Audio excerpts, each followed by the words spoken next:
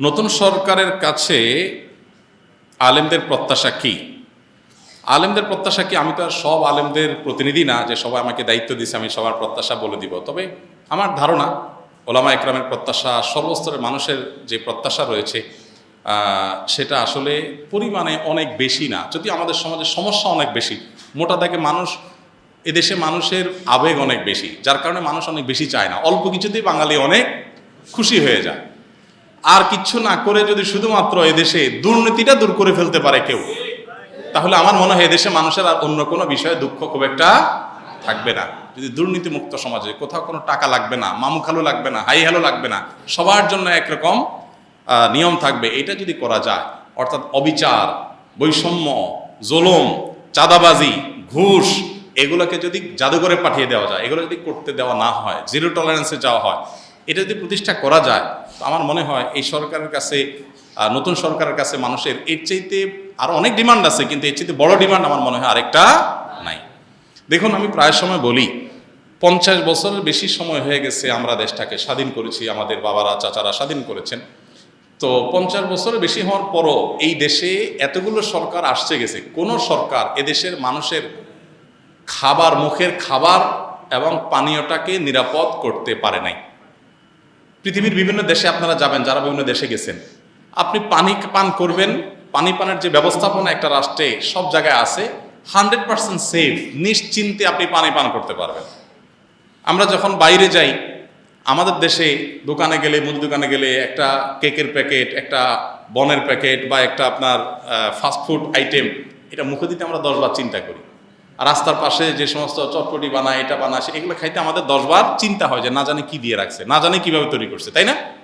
নিরাপদ খাদ্য, নিরাপদ পানি, এটুকু মানে শুধু একটু পানি পান করবে মানুষ, এইটুকু নিরাপদ 50 বছরে কোনো সরকার করতে পারে নাই।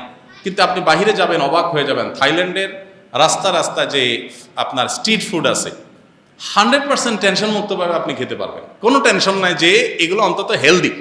হালাল হারাম এর ব্যাপার আছে, সেটা ভিন্ন বিষয়, কিন্তু একেবারে টেনশন মুক্ত হেলদি, অর্থাৎ এটা তারা নিশ্চিত করছে কেউ কোনোভাবে এগুলোতে কোনো অন্যায় করতে পারে না। আর আমাদের এখানে পুলিশে কিছু টাকা দিয়ে দিতে পারলে সব হালাল, আর পুলিশে টাকা না দিলে হালাল জিনিসও কি হারাম হয়ে যায়, দৌড়ের উপরে থাকা লাগে।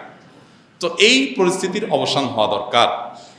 50 বছরের বেশি হয়ে গেলেও আমাদের পরে যারা স্বাধীন হয়েছে সে সমস্ত দেশে আমাদেরকে চাকর হিসাবে নেওয়ার জন্য আমাদের মন্ত্রীরা গিয়া ধর্ণা দিয়ে বসে থাকা লাগে যে আমাদের দেশে কিছু চাকর হিসাবে নেন, অন্তত ভিসা দেন। এটা আমাদের জন্য লজ্জা। এই ব্যর্থতা এদেশের সাধারণ মানুষের না, এই ব্যর্থতা এদেশের রাজনীতিবিদদের, এই ব্যর্থতা এদেশের যারাই যখন সরকারে আসছে তাদের, যত সরকার আসছে, আমি নির্দিষ্ট কারণ করে বলতেছি না, এই ব্যর্থতা তাদের সবার। আমাদের অনেক সীমাবদ্ধতা আছে, খনিজ সম্পদ নাই, অনেক কিছু নেই, আমরা জানি, কিন্তু এদেশে মানুষের মধ্যে প্রচণ্ড কর্মস্পৃহা আছে। আমি 10 বছর প্রবাসে ছিলাম, আমি জানি, আমি কাছে থেকে দেখেছি, অন্য অনেক দেশে মানুষের চাইতে বাংলাদেশি প্রবাসীরা কাজের প্রতি অনেক বেশি আন্তরিক। এবং মিডিল ইস্টে আপনি সৌদি আরবে, দুবাইতে দেখবেন যে কফিলরা, মালিকরা বাঙালি লক্ষ্য বেশি খোঁজে, কারণ বাঙালি কাজের ব্যাপারে খুব সিরিয়াস, তারা খুব পরিশ্রমী হয় অন্য দেশের তুলনায়। তো এদেশে মানুষকে সঠিকভাবে গাইড করে এদেশে আরও অনেক উন্নতি করা যেত। আমি একটা কথা প্রায় সময় বলি, জানি না এটা কতটা সবাই একমত হবেন, সেটা হলো যে এই দেশে যতটা উন্নতি হয়েছে আমাদের, ততটা উন্নতির পেছনে সাধারণ মানুষের অবদান আছে। প্রবাসীদের রেমিটেন্স আছে, ব্যবসায়ীদের ব্যবসায়িক উদ্যোগ আছে, গার্মেন্টস সেক্টর অবদান আছে, সাধারণ মানুষের অবদান আছে। সরকারগুলোর আসলে সেখানে উল্লেখযোগ্য, ছোটোখাটো তো আছেই, উল্লেখযোগ্য কোনো ম্যাসিভ লেভেলের অবদান সরকারের, কোনো সরকারেরই নেই। বরং দুর্নীতির মাধ্যমে, অপশাসনের মাধ্যমে আমরা যতটুকু পিছিয়ে আছি, এগুলো সবগুলো ভাগ্যযোগে সব সরকারই কম বেশি করছে, সোজা কথা। অতএব নতুন সরকারে যারা আসছে, আমার মনে হয় তাদের প্রতি যে ডিমান্ডগুলো আছে, এর ভিতরে 1 নম্বর হলো সংখ্যালঘুদের নিরাপত্তার ব্যাপারে এদেশে মানুষ খুব কনসার্ন। আশেপাশের অন্যান্য দেশের তুলনায় আমাদের দেশে সংখ্যালঘু নির্যাতন তাদের তুলনায় অনেক কম হয় আলহামদুলিল্লাহ, কিন্তু সেটাকে আরও আমরা কমে আনতে চাই, আনা উচিত আমাদের। সে ব্যাপারে সচেষ্ট থাকার পাশাপাশি এদেশের সংখ্যালঘিষ্ঠ মানুষ বা যেই ধর্মের মানুষ সবচেয়ে বেশি মুসলমান, তাদের চিন্তা চেতনা, তাদের বিশ্বাস, ধ্যান ধারণা যেন সরকারের সিদ্ধান্ত, তাদের কথায় কাজে যেন প্রতিফলিত হয়। এদেশে মানুষ কথায় কথায় বিসমিল্লাহ বলে, কথায় কথায় আল্লাহর নাম বলে। এখন এদেশের শাসন যারা করবেন তাদের মুখে যদি সেগুলো না আসে, তাহলে সেটা কখনো জনগণের আশা আকাঙ্ক্ষার প্রতিফলন হতে পারে না। অতএব প্রথমত তাদের কাছে আমাদের চাওয়া হলো, আলেম সমাজ বা আমার একজন আলেম হিসাবে আমার চাওয়া হলো যে সংখ্যালঘুদের নিরাপত্তার ব্যাপারে আলহামদুলিল্লাহ এদেশে মানুষ খুবই দায়িত্বশীল, সহাবস্থানে বিশ্বাসী। এদেশে দাঙ্গা বলতে যেটা বোঝায় ধর্মীয় দাঙ্গা, আশেপাশে সব দেশে হলেও এদেশে আলহামদুলিল্লাহ কখনো উল্লেখযোগ্য সেরকম কোনো দাঙ্গা হয়নি। ছোটোখাটো যে ঘটনাগুলো ঘটছে সেগুলো কমাতে হবে, সচেষ্ট থাকতে হবে। তার পাশাপাশি সংখ্যাগরিষ্ঠ মানুষ যে মুসলমানরা আছে তাদের চিন্তা চেতনা, তাদের আদর্শ বিশ্বাস, এটার প্রতিফলন যেন সরকারের সকল কাজে কর্মে পদক্ষেপে হয়, এ ব্যাপারে তাদেরকে সতর্ক থাকতে হবে। দ্বিতীয়ত যে প্রত্যাশা তাদের কাছে সেটা হলো জুলুম, চাঁদাবাজি, পেশি শক্তির যে অপব্যবহার, এটার কারণে যে আমরা অতিষ্ঠ, সে বিষয়টাকে তারা যেন দূর করতে পারে। ধরুন আমাদের সমাজে এই যে জুলুম, চাঁদাবাজি, এগুলোর কারণে কি হয় আপনারা সবাই জানেন। একটা সবজি উৎপাদন করে যে গ্রামের কৃষক, ওই বেচারা সেটার যে দাম পায়, শহরে আসার পর সেটা যে বিক্রি হয়, এখানে গ্যাপ বা ব্যবধানটা আকাশ আর পাতাল। কৃষক হয়তো কেজি 2 টাকা 3 টাকা 5 টাকা পাচ্ছে, আর ঢাকা এসে সেটা বিক্রি হচ্ছে 40 টাকা 50 টাকা 60 টাকা। এত বড় গ্যাপ কেন হচ্ছে আমরা সবাই জানি কেন হচ্ছে। চাঁদাবাজির কারণে হচ্ছে।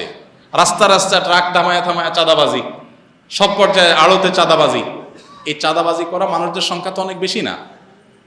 যদি কোনো সরকার সিরিয়াস হয় যে না আমরা এগুলো বন্ধ করব, তাহলে কৃষকও বেশি দাম পাবে, আবার ভোক্তাও অনেক বেশি দামে কিনতে হবে না, একটা ভারসাম্য ভাব আসবে। অতএব এই যে কোনো মূল্যে জুলুম, চাঁদাবাজি এবং পেশি শক্তির অপব্যবহার এটা বন্ধ করতে হবে। এটা হলো একটা বড় প্রত্যাশা। দেখুন ঢাকা শহরে আপনি মহাখালী যদি যান, কখনো কখনো কারণ বাজার ফ্লাইওভারের এখানে দেখি, আপনারা খেয়াল করেছেন নিশ্চয়ই, বিশেষ করে মহাখালীতে এটা আমার চোখে বেশি পড়েছে, আরও অন্যান্য জায়গাতেও আছে। আমি তো সব দিকে আমার মুভমেন্ট থাকে না, তো এই সাইডে আমার মুভমেন্ট বেশি হয়। আমি দেখেছি যে মহাখালী যে বাস টার্মিনালটা আছে, ওটার আশেপাশে রাস্তার ধারে দেখবেন আপনারা বড় বড় বাসগুলো পার্কিং করে রাস্তার উপরে রেখে দেয়। সন্ধ্যা সারাদিন ট্রিপ মেরে এসে সন্ধ্যার পরে পার্কিং করে, সকাল পর্যন্ত পার্কিং থাকে। এখন আপনি রাত 8টা 9টা বাজে যদি ওই রোডে যান, দেখবেন বিশাল জ্যাম। কেন জ্যাম হয়েছে? কারণ রোডের অর্ধেক 3 লাইন পার্কিং, 3 লাইন কি করছে, বাস পার্কিং করে ধুয়ে দিছে, সকাল পর্যন্ত এটা পার্কিংয়ে থাকবে। তো জনগণের ট্যাক্সের টাকা রাস্তা হয়েছে, যেই বাস কোম্পানি ব্যবসা করতেছে, এটা কি তার পার্কিংয়ের জন্য আমরা টাকা দিয়ে রাস্তা তৈরি করেছি? কোটি কোটি টাকা দিয়ে তুমি বাস কিনতে পেরেছো, তোমার বাস রাখার জন্য পার্কিংয়ের জায়গার ব্যবস্থা কেন করতে পারো নাই? পারে নাই এই জন্য যে এখানে সে গায়ে রাখার বিনিময়ে এখানে যারা দেখবে, দেখভাল করবে, সে পুলিশদেরকে চাঁদা দিয়ে ম্যানেজ করে ফেলছে। কত টিভিতে এটা নিয়ে নিউজ হয়েছে, কিন্তু এটার কোনো অবসান হয় নাই। সিএনজি আলাদেরকে দেখবেন যে মান্থি কে না জানে, এগুলো ওপেন সিক্রেট। মান্থি জানেন না আপনারা? যে মাসে মাসে চাঁদা দেয় পুলিশ অফিসারকে, তার কার্ড থাকে, যে কোনো জায়গায় দেখলে ছেড়ে দেয়।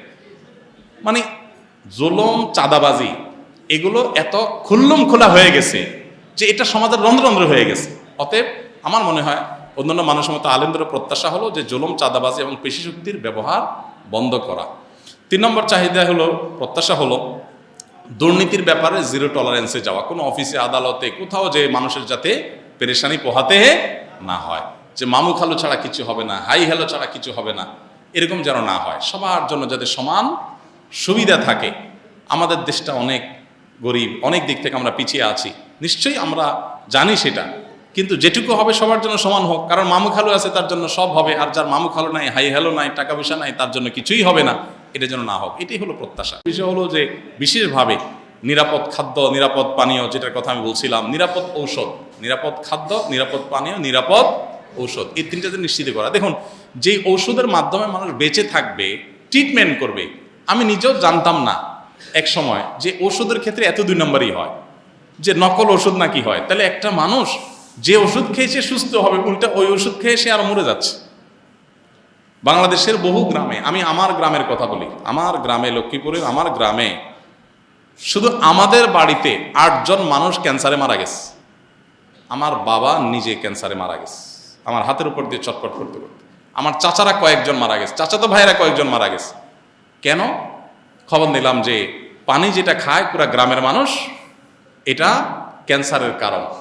আর্সেনিক আছে, আরও অন্য বিষয় আছে, যেগুলোর কারণে এখান থেকে ক্যান্সার হয়ে যাচ্ছে। সাতক্ষীরার একটা গ্রামের মানুষকে নিয়ে দৈনিক পত্রপত্রিকা নিউজ হয়েছে যে একটা গ্রামে মানুষ মরে, অনেক মানুষ মারা গেছে শুধুমাত্র পানি বিশুদ্ধ না থাকার কারণে, পানিবাহিত অসুবিধার কারণে। আমার নিজের বাসায় এই যে কয়দিন আগে পরপর 3 জন জন্ডিসে আক্রান্ত হয়ে চরম অবস্থা হয়ে গেছে, মরণাপন্ন অবস্থা হয়ে গেছে। পরে চেক করে দেখা গেল সমস্যা পানিতে। তো খাদ্যে ভেজাল, এটার কারণে কিডনি শেষ হয়ে যাচ্ছে। আমাকে এক ডাক্তার বলেছেন যে বাংলাদেশের যতগুলো ডায়ালাসিস মেশিন আছে হসপিটালগুলোতে, এগুলোর একটা তো আপনি দেখবেন স্লট খালি নেই। এত পরিমাণ কিডনির রোগী হয়েছে এদেশে যে একটা তো কি নাই, স্লট খালি নাই। অসাধু ব্যবসায়ীরা খাদ্যের মধ্যে ভেজাল দিয়ে দিয়ে আমাদের কিডনি শেষ করে ফেলতেছে। ক্যান্সার রোগী ঘরে ঘরে হচ্ছে, হার্টের রোগী এত বেশি যে হার্টের অসুবিধার কারণে, হার্ট অ্যাটাকের কারণে মানুষের মৃত্যু বরণটা এখন ডাইলবাত হয়ে গেছে। এখন এগুলোর জন্য দরকার কি? আমাদের পানীয়, আমাদের খাদ্য এবং ঔষধ, এই তিনটাতে ভেজাল করলে সর্বোচ্চ শাস্তি মৃত্যুদণ্ড রাখা উচিত। কারণ আপনি এগুলাতে ভেজাল দিয়া মানুষকে মৃত্যুর মুখে ঠেলে দিচ্ছে, এটা মানুষ হত্যার কাজই করতেছেন। অতএব এবারে সর্বোচ্চ টলারেন্স রাখা উচিত, কোনো চেহারা না দেখে যে মানুষের খাদ্যে ভেজাল দিলে। আমরা দেখি ভেজাল বিরোধী অভিযান হয়, ম্যাজিস্ট্রেট যা এটা হয় সেটা হয়, আরে রং মিশাই দিয়ে আমাকে শেষ করে ফেলতেছে, আমার কিডনি শেষ, ড্যামেজ হয়ে যাচ্ছে, আমার হার্ট শেষ হয়ে যাচ্ছে, ক্যান্সার হয়ে যাচ্ছে, জরিমানা করতেছে 50,000। আরে 50,000 টাকা তার জন্য কোনো ব্যাপার নাকি? এই জন্য আইনের পরিবর্তন হওয়া দরকার। ম্যাজিস্ট্রেট তো আর কিছু করার নাই, তিনি তো আইনের আলোকেই কাজ করছেন। আইনের পরিবর্তন হওয়া দরকার। নিরাপদ খাদ্য, নিরাপদ পানীয়, নিরাপদ ঔষধ, এটা নিশ্চিত করতে হবে যদি আমাদের বাঁচতে হয়। এত রোগী আমাদের দেশের, কোটি কোটি টাকা প্রতি বছর আপনারা পত্রপত্রিকা দেখেন, ইন্ডিয়াতে যায় ঢেলে আসে, থাইল্যান্ডে যায় ঢেলে আসতে হয়। কেন? কারণ এদেশের চিকিৎসা ব্যবস্থা সেরকম উন্নত হয় না। চিকিৎসা ব্যবস্থার প্রতি এদেশে কি হয়েছে আমাকে বলেন? 50টা বছর ধরে যেটা হয়েছে একেবারে হয় না তো আমি বলবো না, কিন্তু যেগুলো হয়েছে তার চাইতে বহুগুণ বেশি হতে পারত। অপশাসন যদি বন্ধ হতো তাহলে মানুষ অন্তত এই জিনিসগুলো পেতে পারত। তো আমার মনে হয় মানুষের যে নাভিশ্বাস হয়ে গেছে এই অবস্থা থেকে দূরের জন্য মোটা দাগে এই যে পয়েন্টগুলো আছে, দুর্নীতির বিরুদ্ধে যদি জিরো টলারেন্সে যাওয়া হয়, ধর্মীয় বিষয়ে যে আপনার সাধারণ মানুষের চিন্তাধারার বিরুদ্ধে চিন্তাধারা মানুষের মধ্যে পুশ করার অপচেষ্টা করা হয়, এটা খুব ভয়ঙ্কর একটা বিষয়। এটা যে কোনো একটা মুহূর্তে আপনার করতে করতে মানুষের ক্ষোভ চরম আকারে পৌঁছে আপনার সেটা ব্লাস্ট হতেও পারে। এই জন্য বিষয়ে সর্বোচ্চ সাবধান থাকতে হবে। সেই সাথে জুলুম, চাঁদাবাজি বন্ধ করা, দুর্নীতির ভিতরে জিরো টলারেন্সে যাওয়া, নিরাপদ খাদ্য, ওষুধ এবং পানির ব্যবস্থা করা। আল্লাহ তাআলা আমাদের যারা দায়িত্ব নিয়েছে নতুন করে, তাদেরকে আল্লাহ তাআলা সেই শক্তি সামর্থ্য দান করুন। তারা যদি ফেল হয়ে যান তাহলে এদেশে মানুষের যাওয়ার আর কোনো জায়গা হয়তো থাকবে না। আবার ঘুরে ফিরে আগের যে গড্ডালিকা আছে ওইটাতে মানুষের ঢুকতে হবে।